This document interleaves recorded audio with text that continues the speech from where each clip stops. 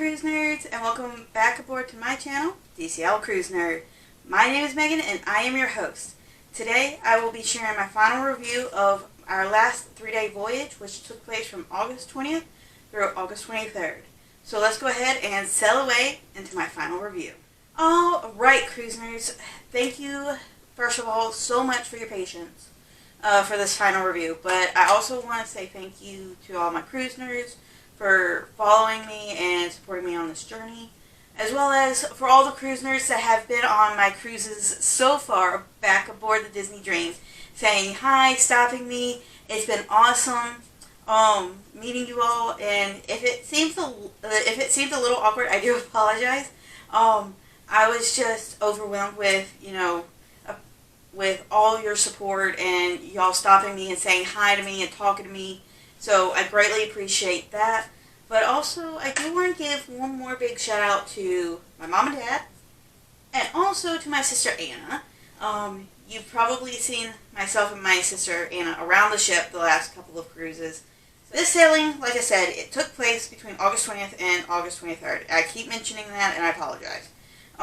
So that cruise was amazing, and each of the 3 days that we've been on, it just keeps getting better. And things have been coming back, like breakfast has been coming back in the all 3 restaurants, Royal Palace, Enchanted Garden, and Cabanas, just like it was before the pandemic. Now Royal Palace and Enchanted Garden were both open between 8 a.m. and 9:30, and then Cabanas was open roughly around 7 a.m. to 10:30 a.m. So for those vacationers that want to sleep in a little bit later. So just a heads up on that. Now, on this cruise, like I said, it was amazing, but there were hiccups along the way. But Disney Cruise Line, the crew of the Disney Dream, took awesome on that. Like, they took the willingness and the feedback from the guests and make sure that they turn around and took care of those hiccups. So the crew of the Disney Dream did an amazing job. Now, the food was amazing, as always, so that was awesome. Now, Mom and Anna, they both went to Palos this particular sailing, and they said that the food was awesome, and it was just, the atmosphere was amazing. The menu was a la carte for both the cruise that I went to Palos and this one, so it's going to be a la carte for a while, so there's not going to be a buffet or anything like that in Palos. So just a heads up on that. It will be a la carte. Now, also something about Palos that I did notice on the cruise that I went is that when you are finished with your brunch, they will actually escort you out of Palos. So that's something that I've never noticed pre-pandemic. So that was something definitely new. That's just something that they're doing to keep social distancing and everything like that. On embarkation day, that's when most of the hiccups took place, but nothing that DCL couldn't handle. One of the things was that the app was down until about 5 p.m. And when we went to the muster drill right after lunch, they actually had to check us in manually just to make sure, hey, we're there. We know where to go for an evacuation. So our assembly station was F, and it was actually in the Buena Vista Theater, Deck 4 in Czech. So that was pretty cool. So, virtual queue. Now, I've talked about this a lot on the Castaway Cay days. Virtual queue, you can start getting in that queue an hour prior to debarkation for Castaway Cay. So, like, the first day was 8:30 all ashore time. And then at that point, you could start getting in the virtual queue about 7:30. So when I got up, because I'm an early riser sometimes, they actually, the app crashed for a good like 30 minutes or so. And then it came back up. So I think a lot of people got on at once, and then the app just crashed. But they got it back up and running. They knew about it. They were working on it, and the team behind the scenes did an awesome job. So just a heads up on that. Social distancing. in the Walt Disney Theater and the Buena Vista Theater. So I actually like this, the social distancing and every other row.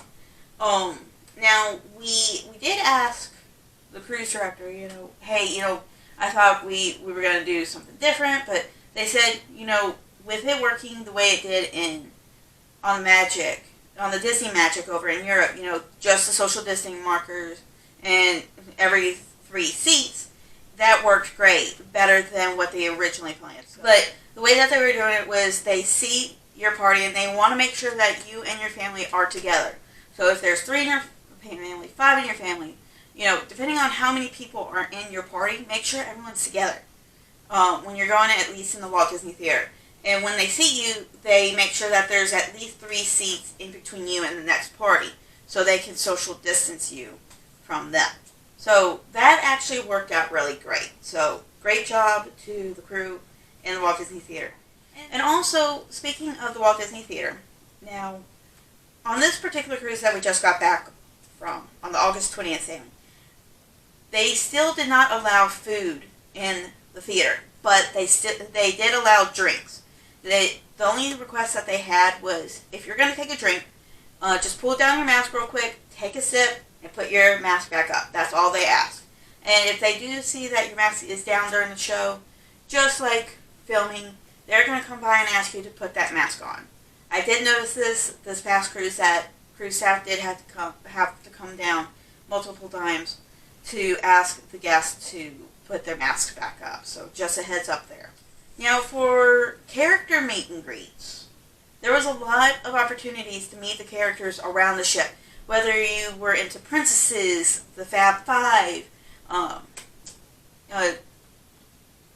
Toy Story characters, the whole 9 yards, Stitch, Mickey, Minnie, Captain Jack Sparrow on the island, there was a lot of opportunities to meet these characters, and I was just beyond amazed at the interactions that you could have with these characters compared to before. It was much more, talking with the princesses, with the characters. Yes, it's kind of hard not to run up to Princess Ariel and give her a big hug, but, we'll get back to that. Fingers crossed we'll get back to that sooner rather than later.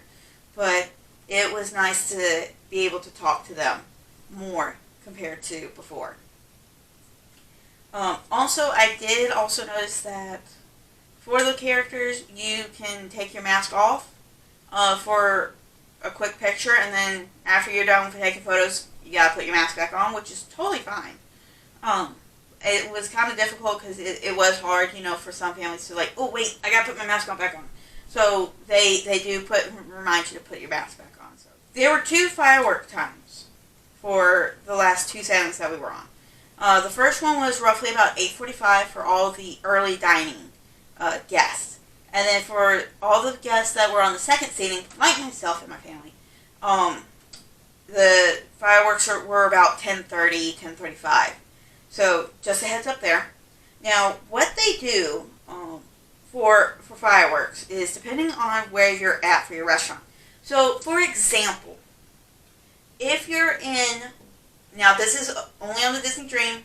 I have not been on the Disney Fantasy yet, but on the Disney Dream, if you are midship and you're at Royal Palace or Enchanted Garden, which both of them are midship, you are going to take the midship elevators.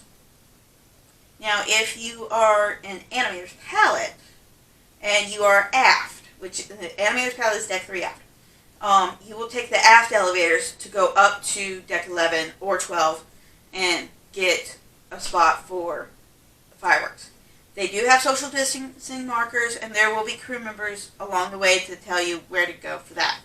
Now, after the fireworks are done, they will tell you to stay in your area, and they will tell you when you can leave. Elevators for midship was a little bit hard, at least on the last night and morning, because as you all know, people are trying to get that last minute stuff done at guest services, or that last little shopping, or going to breakfast that last morning. So it was difficult to get an elevator. Third time's the charm, and you can get onto an elevator. Because they do say one family or two individuals on the elevator. So that, I think the elevator situation is going to take a little time to get used to, but now that we didn't have any complaints, we actually liked it because you're not as crowded as before, just like the muster drill. You just go and you take the picture of the muster station and you're good. So it was like that, just get on your own elevator and you're good to go. So we really liked the elevator. And like I said before when I first started this video, it was an awesome cruise. It was amazing. I can't wait to go back. So before I wrap this video up, two things. One, my mom, Ronnie, and my sister, Anna, like I probably mentioned before, they are actually going to go on the sailing today, August 30th, on the 4-day. So if you are on board the August 30th 4-day sailing with the Disney Dream, if you see my mom and or sister around the ship, definitely say hi to them, and they might even have a little something for you. So if you do see them, just mention DCL Cruise Nerd and that you're subscribed. They might have a little something for you. So just a heads up there. And then my other thing is, if you're going to be on board the Disney Fantasy on September 18th, I will see you on board. So I'm excited to actually be back on Disney Fantasy. So this will be my first sailing aboard her since the restart. Alright, cruise nerds, thanks for watching. If you have not done so, go ahead and hit that subscribe button down below. It would be greatly appreciated. As well as follow me on Facebook, Instagram, and also Twitter for more breaking news and updates. I hope everyone has a great day out there. Stay safe, have faith, trust, and pixie dust, and I'll see you real soon on board.